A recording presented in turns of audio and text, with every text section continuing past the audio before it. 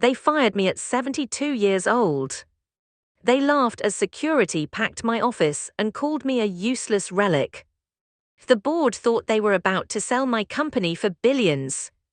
But they forgot one small detail. A single piece of paper I signed 22 years ago in a freezing garage. A paper that said I personally owned every patent that made this empire worth anything. My name is Arthur Pendleton. For 40 years, my legacy wasn't glass towers. It was steel, blueprints, and loyalty. And they just tried to erase it.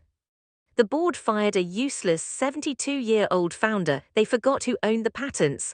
Part 1: The Shadow of a Giant. They say a man's life is measured by what he leaves behind. For 40 years, my legacy was made of steel, blueprints, and the sweat of thousands of hard-working people. I didn't just build a technology company, I built a family. My name is Arthur Pendleton. When I started Pendleton Innovations in a freezing, roof-leaking garage, I had nothing but a notebook and a stubborn belief in the future. Today, our name glows at the top of a 60-story glass tower in the heart of Chicago. But I never cared about the glass, the luxury, or the Wall Street prestige. I cared about the people inside, the senior engineers who stayed late to chase a dream with me. The factory workers who put their children through college using our paychecks. That was my true empire, the loyalty we shared, and I wanted to ensure that empire would last forever. That's exactly why I brought in Marcus. He was only 25 when he first walked into my office. He wore a cheap suit, but he had hungry eyes and a fiercely brilliant mind. He reminded me so much of myself. I never had a son of my own. But as the years passed, watching Marcus learn, grow, and conquer the market, I truly believed I had found one. I took him under my wing, I mentored him. I slowly stepped back into the shadows, giving him the title of CEO so he could shine in the light. I thought I was passing the torch to a man who understood the soul of my life's work. I had no idea I was handing a loaded weapon to the man who was about to destroy it. Part 2: The Cold Wind.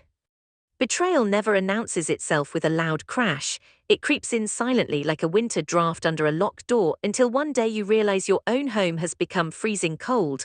At first, I told myself I was just being overly protective, an old man struggling to let go of the steering wheel.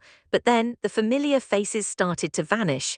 I remember walking down the R&D corridor on a Tuesday morning. The desk of Thomas, my lead engineer who helped me solder our very first circuit board, was completely empty. Forced early retirement, a young HR manager told me, unable to look me in the eye. Thomas had given his entire youth to this company. He was discarded in a 10-minute meeting to save a fraction of a percentage on the quarterly balance sheet. My heart sank. Not out of anger, but out of a deep, profound sorrow for what my company was becoming. The focus shifted. The long-term research projects, the very soul of our innovation, were quietly defunded. In their place came flashy, short-term software updates, quick money, hollow products. I decided to speak with Marcus. I walked into his office, the office that used to be mine. He didn't even look up from his monitors when I entered. The silence in the room felt heavy, suffocating. "Marcus," I said, keeping my voice gentle, trying to find the boy I had mentored. "We are a company of builders. If we stop investing in our foundation, the whole house will eventually collapse." He finally stopped typing. He turned his chair slowly. But the eyes looking back at me were not the eyes of a son or a student. They were cold, calculating. He looked at me with the exhausting patience of a man forced to tolerate a fool. "Arthur," he sighed, checking his diamond watch, "the market doesn't care about foundations anymore. It cares about speed and profit margins. You're trying to navigate today's ocean with a map from 1995. "Arthur, not Mr. Pendleton, not sir." I stood there in the quiet hum of the air conditioner, realizing the tragic truth. To him, my 40 years of experience wasn't wisdom, it was just a burden. He didn't see a pioneer anymore, he just saw an old man who didn't know when it was time to die. I turned around and walked out without another word. I kept my back straight, preserving my dignity. But deep down, a quiet realization settled in my bones. The storm wasn't coming, it was already here. Part 3: The Boardroom Guillotines. I always believed a boardroom was a place of honor, a sanctuary where the future was built, but that Thursday morning the long mahogany table felt more like an execution block. When I walked into the room, the silence was immediate. It wasn't the silence of respect I had known for decades. It was the thick, awkward silence of guilt. Nobody met my eyes, not Richard, whose family I supported through bankruptcy when the company was just starting. Not Alina, whom I had personally sponsored for her MBA. They all stared down at their polished leather portfolios, hiding from the man who gave them their careers. Marcus stood at the head of the table, in my chair. He didn't even pretend to be polite anymore. He clicked a button and the projector hummed to life. The screen flashed with cold graphs and a single glaring proposal: leadership restructuring for the modern era. Pendleton Innovations is bleeding potential, Marcus began, his voice slick and practiced. We are tethered to the past, bound by sentimental attachments to outdated methodologies. He was talking about me, right in front of me. For 45 minutes I sat motionless as the man I raised in this industry systematically tore down my life's work. He called my caution fear. He called my loyalty to our workforce a financial liability. He called my vision a relic of a bygone century. The pressure in the room was suffocating. I could feel the eyes of the board darting toward me, waiting for me to break. Waiting for an angry old man to shout, to pound his fists, to beg for his legacy, but I didn't give them that satisfaction. I sat perfectly still, my hands folded neatly on the table, my breathing steady. I refused to surrender my dignity to their disrespect. Then came the final blow. I propose a vote to remove Arthur Pendleton from the role of chairman, effective immediately, Marcus announced, for the survival of the company. He looked directly at me. I could see a faint, arrogant smirk playing on his lips. He thought he was watching a giant fall, all in favor. One by one, the hands went up, the hands I had shaken in celebration, the hands I had pulled out of ruin. There was no tribute, no words of gratitude for the 40 years of my life I had poured into those walls. They simply voted to erase me. When the motion passed, Marcus leaned forward victorious. Thank you for your service, Arthur. We'll have security pack your office. They expected a reaction. They expected me to crumble under the humiliation. Instead, I slowly stood up, buttoned my jacket, and looked around the room one last time. I didn't look at them with anger. I looked at them with pity. You have my seat, Marcus, I said quietly, my voice calm enough to echo through the dead silence. Let's see if you can carry the weight of it. I turned and walked out the door without looking back. They sat there, breathing a sigh of relief. They thought they had won. They thought they had just secured the keys to the empire. They had no idea they had just locked themselves out. Part 4: The Paper Trails. When a thief steals a house, they always make sure to change the locks, but they rarely remember to check who actually owns the land underneath it. The news broke less than 48 hours after I was escorted out of the building. I was sitting in my favorite armchair by the window reading the morning paper when I saw the headline: Pendleton Innovations to be acquired in massive conglomerate buyout. Marcus Vance leads the deal of the decade. Marcus wasn't just removing me to change our strategy. He was selling us out. He was handing over 40 years of innovation to a ruthless equity firm known for buying companies, stripping them of their assets, and firing everyone inside. He had traded my people's livelihood for a golden parachute and a cover story on a business magazine. He was sure he had won. He had the board, he had the CEO title, he had the keys to the glass tower. I finished my coffee in silence. Then I slowly walked down the hall to my private study. The room was perfectly still, smelling faintly of old leather and aged paper. I walked past the awards, the framed newspaper clippings, and knelt beside a heavy iron safe hidden beneath the floorboards. I spun the dial. The heavy click echoed in the quiet room. Inside there was no cash, no hidden gold, no secret stock certificates, just a single faded manila folder stamped with a date from 22 years ago. I pulled out a yellowed legal document. The edges were worn, but the ink was still sharp. Marcus was a brilliant financial mind. He had memorized every spreadsheet, every revenue projection, and every profit margin of Pendleton Innovations, but he only looked at the numbers. He never bothered to look at the history. He didn't know that 2 decades ago, when our core technology, the very heartbeat of every product we sold, was first invented, the company was heavily in debt. The board at the time had refused to fund the patent process, so I funded it myself. I ran my fingers over the signature at the bottom of the 4th page. It was a quiet, forgotten clause, a legal failsafe I had built to protect the company from corporate vultures, hoping to God I would never actually have to use it. I stared at the paper as the afternoon sun faded into shadows. Marcus thought he had just sold my empire. He didn't realize he was standing on a floor that didn't belong to him, and I was about to pull the rug. Part 5: The Quiet Exit. People often think that when you are deeply wronged, you must scream. They expect a war, they expect you to fight back with rage and fire, but anger is a loud, messy thing. It blinds you, it makes you careless. True power is entirely silent. I didn't call the press. I didn't hire a PR firm to attack Marcus's reputation. I didn't try to sway the board members who had just stabbed me in the back. I just picked up my phone and dialed a number I had known by heart for 30 years. Sarah answered on the second ring. She had been my chief legal counsel since the days we couldn't even afford a proper office. She had retired 3 years ago to a quiet house by the lake, but I knew she was watching the news. "Arthur," she said, there was no pity in her voice. Just the sharp, steady tone of a woman who knew me better than anyone. "Sarah," I replied, looking down at the yellowed paper resting on my desk, "it seems Marcus is moving forward with the sale." I heard her sigh, a heavy, knowing sound. "He's rushing it," she told me. "My sources say they sign the final acquisition papers this Friday. The boy is too eager to count his millions. He's skipping standard due diligence." "Friday," I repeated softly. "That gives us exactly 3 days." I closed my eyes for a moment. I truly didn't want to destroy Marcus. Despite everything, part of me still remembered the brilliant, hungry kid I had taken under my wing. But a father cannot let a reckless child burn down the family home just because he likes playing with matches. My response wasn't about revenge, it was about preservation. It was about protecting the thousands of families whose livelihoods depended on the true vision of Pendleton Innovations.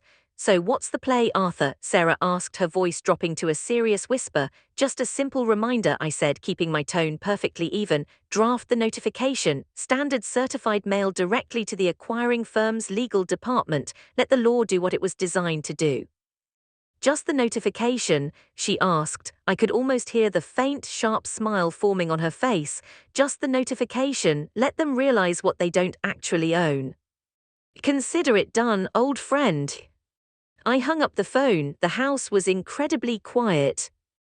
While Marcus was likely popping champagne, shaking hands, and picking out a custom suit for his big press conference, I walked into my kitchen. I carefully brewed a cup of chamomile tea, stepped out onto my back porch, and sat down to watch the evening roll in. I didn't have to build a trap to catch them. I just had to sit back and watch them blindly walk into the wall I built 20 years ago. Part 6: The Machine Stops. Friday morning arrived with clear skies. The financial news networks were already buzzing, calling it the deal of the decade. I didn't need to be inside the glass tower to know exactly how the scene was playing out.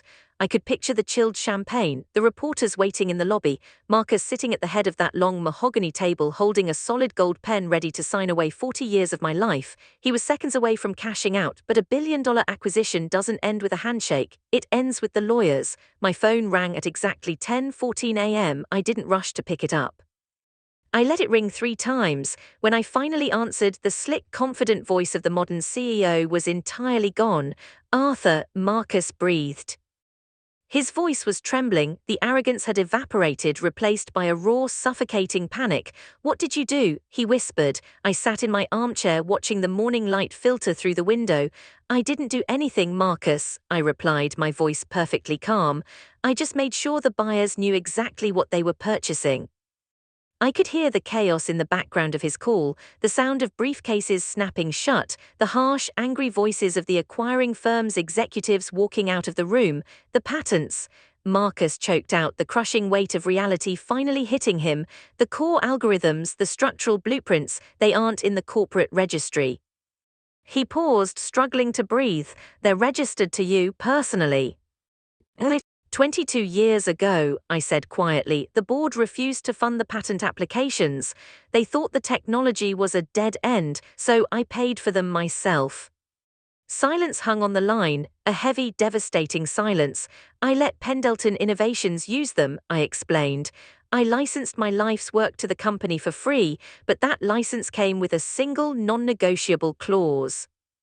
I could picture him standing in the empty boardroom, staring at the unsigned contract, finally understanding the fatal mistake he had made. "The license is only valid," I continued, "as long as I am the active chairman of the board." Marcus gasped. The moment he convinced the board to vote me out, he didn't just fire an old man. He instantly revoked the company's right to manufacture, sell, or even use the very technology that made it valuable. Pendleton Innovations was no longer a tech giant.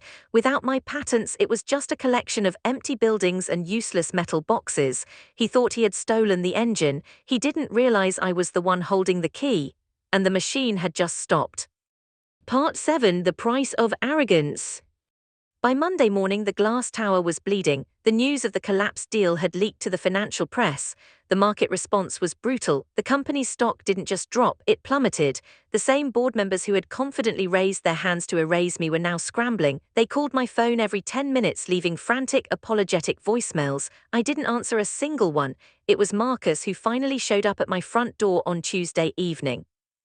When I opened it, the slick, arrogant CEO was completely gone. His expensive suit was wrinkled, his tie was undone.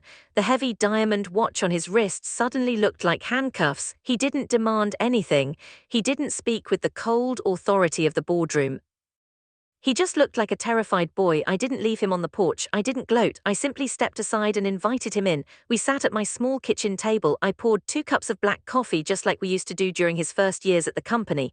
"Arthur," he pleaded, his voice cracking under the weight of his ruin, "you have to reinstate the license. If you don't, the company goes bankrupt by next quarter. The board, they're demanding my resignation." He looked at me with desperate eyes, hoping to find the forgiving mentor he had thrown away. I took a slow sip of my coffee. The silence in the kitchen was heavy. "You thought you were cutting dead weight, Marcus," I said softly.